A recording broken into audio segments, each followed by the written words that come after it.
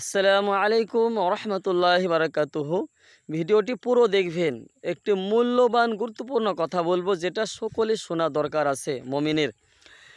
আল্লাহ সুবহানাহু ওয়া তাআলা দুটো পুরস্কার দিবেন মুমিন বান্দাকে। কোন মুমিন বান্দাকে? তাহলে আপনাকে জানতে হবে।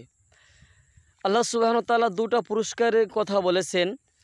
কোনো মুমিন বান্দা যদি তকবীরের প্রথম তকবীরওয়ালার সহিত 40 দিন নামাজ আদায় করে, তাহলে তার জন্য দুইটা পুরস্কার দেওয়ার ওয়াদা করেছেন আল্লাহ সুবহানাহু ওয়া তাআলা।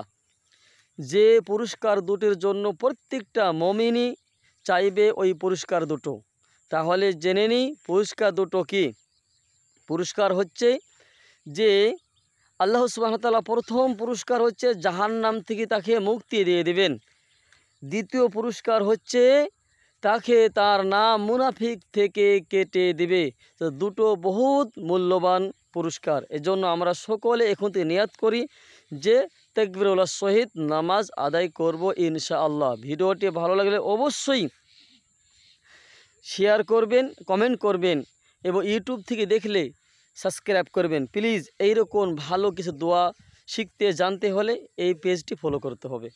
তাহলে আবার দেখা হবে পরের ভিডিওতে ইনশাআল্লাহ।